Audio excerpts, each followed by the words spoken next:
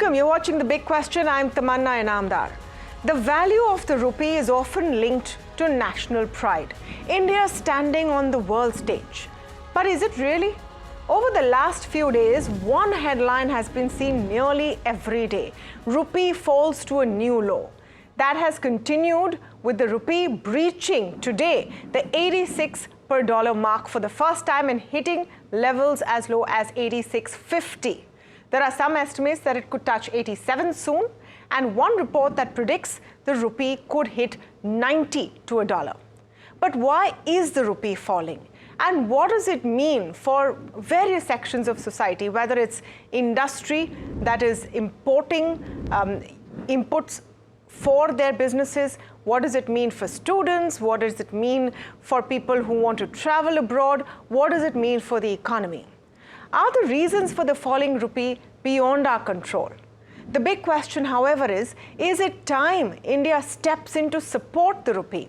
Let's now first come to the why. Why is the rupee falling?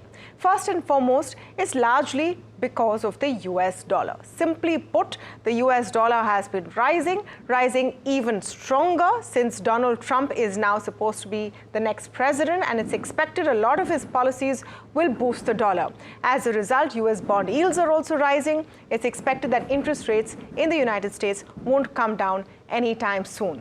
In relation to this, a lot of currencies are plunging, including the rupee.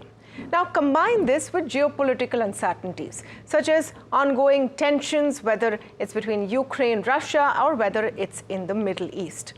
There have also been reduced foreign investments because of this.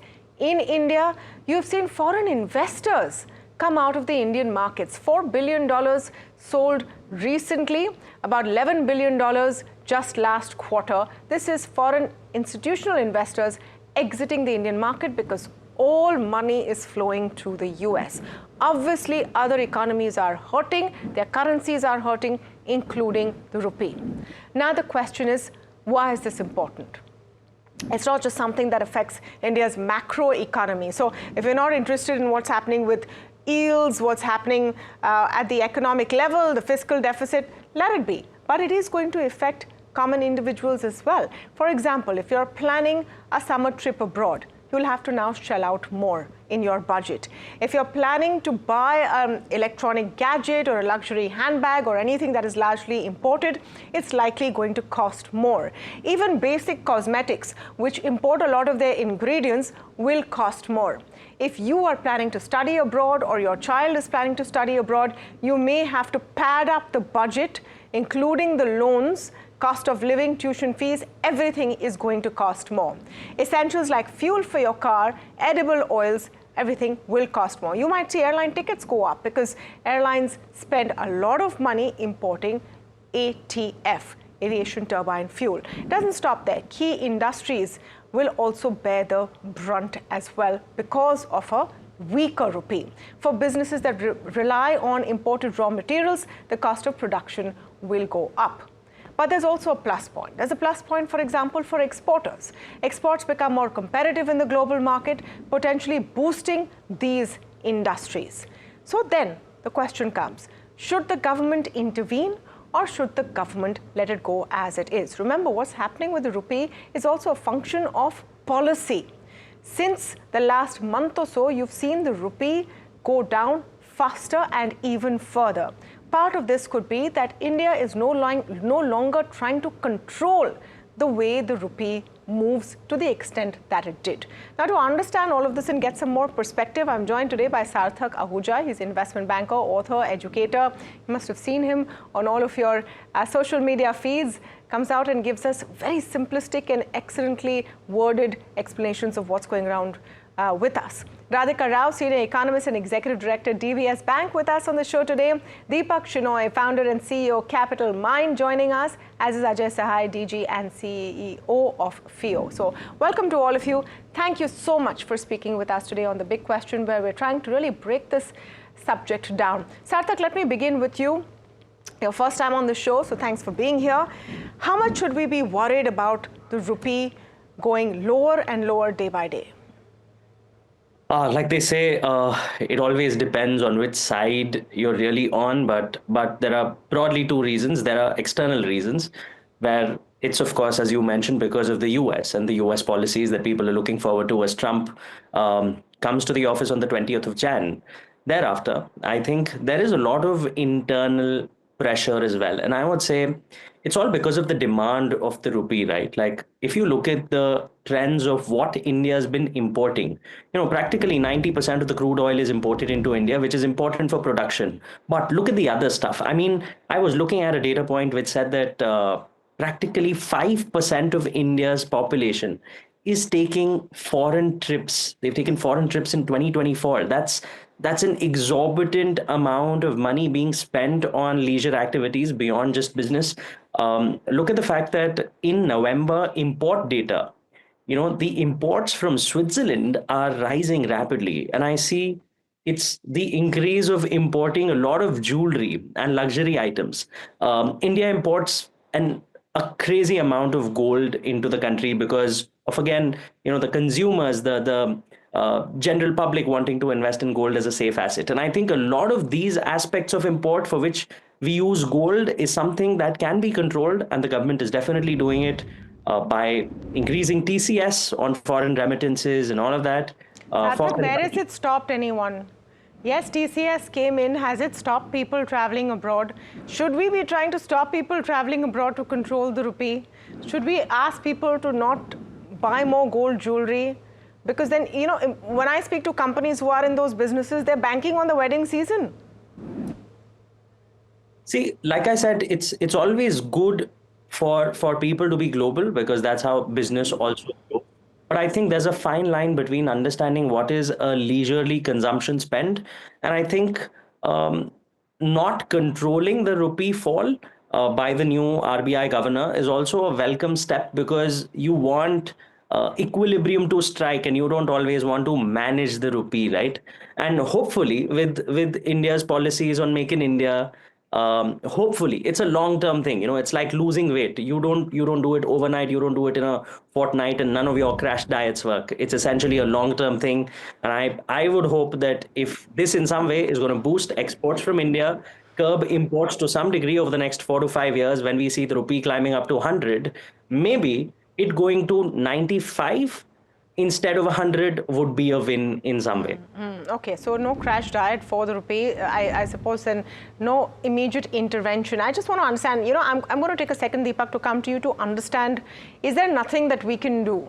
Because there are a lot of economies, and we need to explain this to our viewers, who do control the way their currency functions, where their currency is not a real reflection of its intrinsic value. Where does India stand? So we control the rupee as well. We control it too much, and we have since Jan 2020 to now, if you add up the entire current account deficits since till September 2024, if you add it all up, it adds up to about 120 to 125 billion dollars. However, just the FPI, FDI, NRI deposits inflows, net inflows in the same time period is about a $220 billion. Essentially, what has happened is we've received more inflows than we've seen net outflows. When you have more inflows and outflows, the rupee should appreciate, but it is depreciated from 70 to 84. That's because every time the rupee comes, the dollars come in, RBI buys to accumulate reserves. They've added more than $120 billion of reserves, in fact, even more than that during this time period. And these reserves have been accumulated because the RBI wanted to stop the rupee from rising, not the other way around. When it's time when the foreign investors are trying to take their money out, the RBI is not doing enough to curb to sell dollars in order to do this. I mean, if you bought dollars on the way in, you should be selling dollars on the way out in the same way. So we're not cutting down as much reserves as we should be in order to stabilize the rupee. So we've got stability in terms when the rupee is not allowed to appreciate, but we don't have stability because the rupee is allowed to depreciate like crazy. So I think we control the rupee partially and unfavorably to us. If you look at even China, China, which controls its currency, it controls it in both directions very strongly. And if you look at their depreciation from 2008 to now, it's been like of the order of 10%, whereas the rupee has depreciated 80 to 90%. Yeah. So, So that's a good, so Deepak, this is good. This is good. We don't control as much as China. You're saying we still control, so actually rupee would be falling further. We should actually not control it in both directions. Let the rupee go to 65 at the same way that you let it go to 85. But we don't allow that. So we've crossed partial 85, control. Deepak. Now if we let go of control now, then we don't know where it's going. Oh, let it go. I think let it go in both directions. I'm telling you, when money starts coming in, you shouldn't stop it from rising either. Let it go back to the 70s. I don't think this is a problem. We should learn to live with this volatility, both sides. Okay, learn to live with volatility both sides. I want to get Radhika's view on it, and I'm curious, whether you're in the camp of letting it go completely. Do you think, actually, let me start with a more specific question. Do you think that this is just the start? You're going to continue to see pain in the rupee. You have figures going up to 90 to a dollar. Is that feasibly something that could happen? I thank you. What is happening with the rupee, I think, should be seen in the context of a couple of things. The first being, in the past 2 years, how much has the currency moved? If you see quarterly movements in the dollar rupee, it's been next to nothing. It's been very benign. And at the same time, that's happening against, if you look at the ASEAN 6 currencies, for instance, you would see some of them falling as much as 5-6%. Subsequently, they will recover 4%, and subsequently they'll slip by 10%. So this is the context. The context being that the rupee has not really moved much by design. The implied volatility gauge that some of the market participants look at, it's been very low. And now we have actually seen a bit more pronounced movement. Even though it looks like it's a big move, dollar rupee has always been at the brink of its record lows. So every, say, 20-30 paisa move will actually take it to a record low. It does make for good headline. But if you see, again, in terms of quantum, last year, 2024, this is the calendar year, the rupee fell about less than 3%. You look at 2025, it's less than 1% year to date. It's about, I think, 0.6% against the dollar. So what I'm trying to say here is that, yes, the currency has fallen, but I don't think it makes for, in terms of the quantum, it's not as huge or as substantial as it used to be in the past, when it used to be extremely choppy.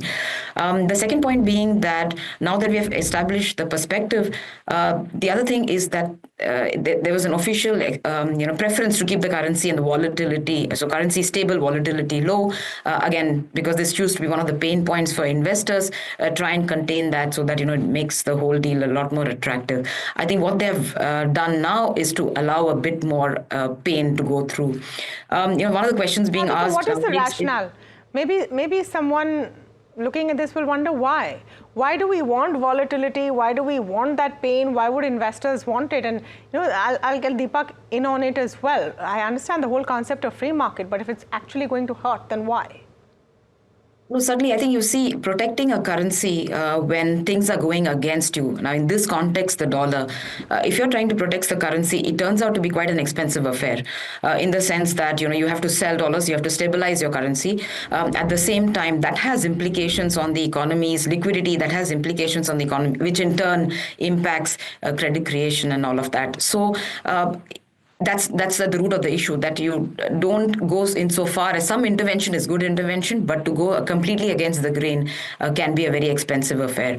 And the second one, very quickly, is on risk management. For corporates, having sometimes they can breed complacency when you see a currency not doing much for extended periods of time.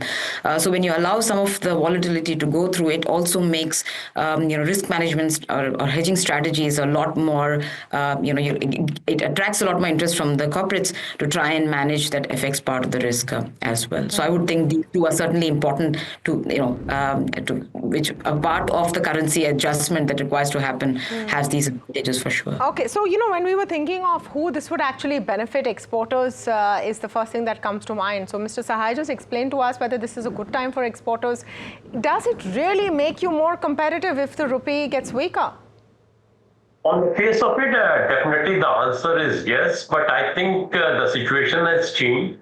There has been change in the structural profile of India's exports. Global factors are now playing more important role. The import intensity of exports have also gone up. So while we are talking about the traditional sectors of exports, they tend to gain.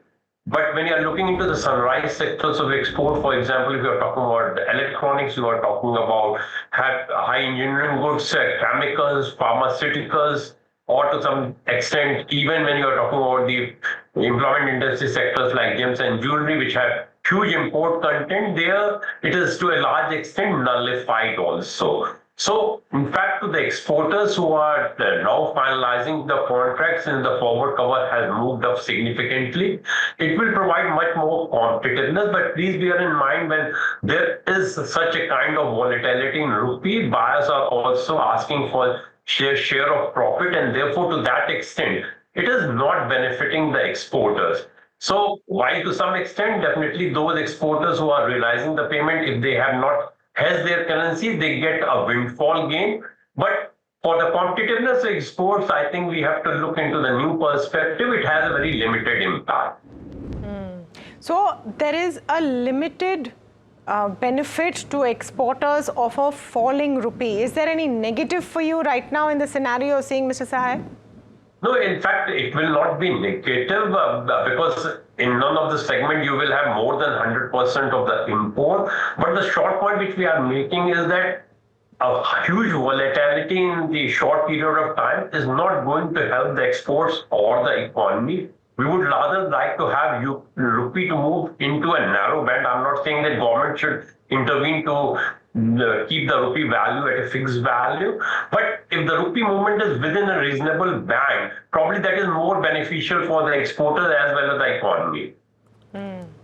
So let me come to this specifically to you, Deepak. And we started the show with this question. So is it time to step in?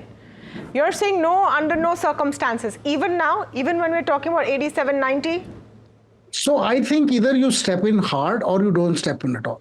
The problem is we've stepped in when the rupee was appreciating, but we don't step in when the rupee is depreciating. That is terribly bad for us. We become poorer as a nation when the rupee depreciates. Yeah. And therefore, you should, if your concept was, I want to keep the rupee at 84 or 83, then keep it there. Sell as many dollars as it takes. It doesn't matter. Where our forex reserves are 12 years of net imports, even at $600 billion. Net imports is the current account deficit, which is $50 billion. Last year, in fact, was just $25 billion. But taking $50 billion, we have 12 years of net effective imports. So we don't need that much. You do whatever it is you have to maintain that 84 rupee range. Otherwise, give it up on both sides. Let the volatility, the initial set of volatility will happen, and then eventually you'll stabilize. But that's the way everything works, right? Once you give them freedom, there'll be some craziness on both directions, and then things will stabilize because it'll find equilibrium. I think it's important to understand our exports are not just because what Mr. Sahai said, where the counterparty or the person who's receiving the exports on the other side is saying, listen, if your rupee depreciates so much, I'm going to take a percentage of that as well. But it's also the fact that we export a lot of things that we import the raw materials for. We buy crude and we export petrol and diesel. So how does this benefit us in any meaningful way? But I think either we participate heavily or we don't. The change in stance suddenly sounds like, it almost sounds to me that we only want the rupee to depreciate and not to appreciate. Has there been a sudden change in stance? It's happened for the longest time where we kept the rupee in a very narrow thing. Even in 2022, when there was a lot of outflows, that stance was retained that we don't want the rupee to depreciate so much. So the dollars were sold to reduce the impact of this on the rupee. However, now that's not happening, and it seems to be a change in stance. So it does seem to be, actually, because from November 10 to December 10, the rupee depreciated about 0.57%. Since December 10th to today, and we're speaking on Jan 13, the rupee has depreciated 2.2%. So maybe it's a change in stance, or maybe it's other factors coming in. Sarthak, just on the key point of whether it's time to step in, obviously it's hurting a lot of stakeholders. Even exporters beyond a point are not benefiting from a falling rupee. Yeah, I think there's always a short-term and a long-term view, and I like to think more like a long-term investor. So when I look at the trend of USD to the INR for the past 25 years. I remember back in the year 2000, it used to be at 45. So if you do a rough math of it doubling over 25 years, I think that comes to about 3% per annum of a CAGR. By that measure, it should reach 100 by 2030. However, I feel there is always going to be short-term volatility as long as we learn to live with the fact that over the long term, maybe rupee may continue to increase by 3%. It gives us a lot more solace in knowing where the trends are going over a long term. Because there's only so much all of us in this room can really manage from a policy making perspective or defining the rate perspective. And none of us in this room can manage anything. let's be very honest. The people who have to manage are perhaps sitting in North Block and Mint Street. We're just talking about it and trying to figure out what it means. Radhika, of course, I want to ask you the core question about whether you think there should be an intervention, but I'm going to get to a very basic question that maybe my viewers are thinking about. We started the show with.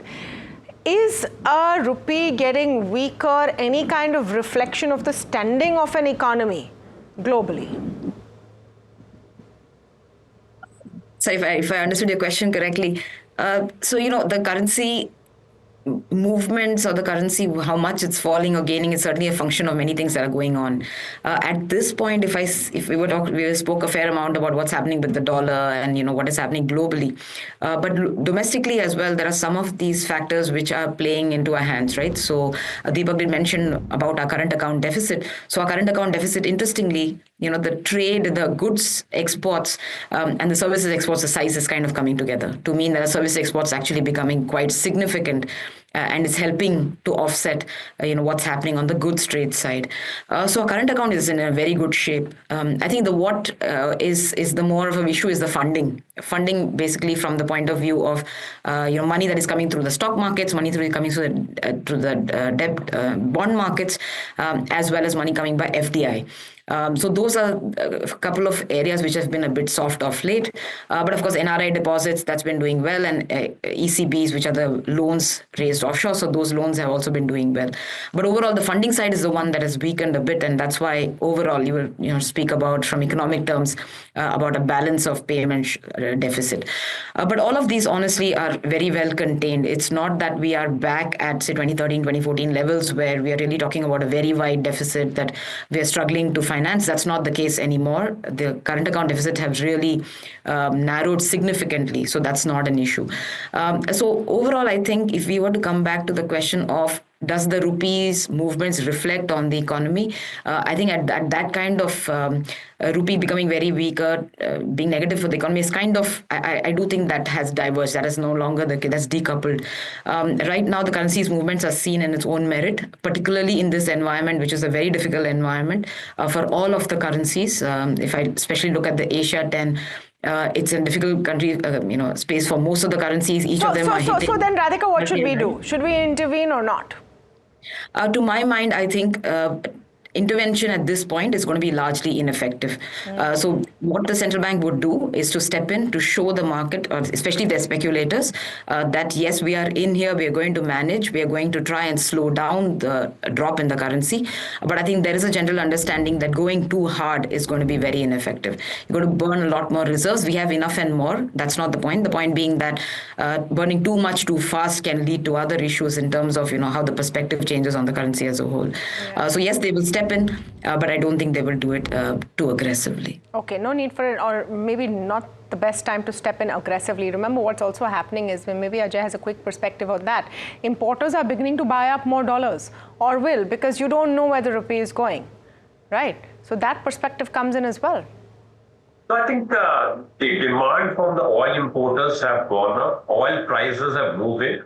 But I don't subscribe to the view that in any way it's a reflection on the country's economy, because it's not the weakening of rupee, it's rather than the strengthening of the dollar. Because if that is the case, probably rupee is still one of the best performing currency in the entire Asian region. And if you look into rupee comparison with many of the countries who have done very well in exports or otherwise, for example, if rupee has depreciated by around 2.8% in the last 1 year, look at Mexican peso, they have depreciated by around 16%, Brazilian real by 20%, and even South Korean won by 12%. So it has nothing to do with a kind of restriction situation of the economy. Probably we are facing this problem for the short term. I don't expect that, because largely it is emanating from the fact that with making America being the reality, whether that will be reality or not, these kinds of repercussion will be felt only for next few months, and situation will stabilize over a period of time.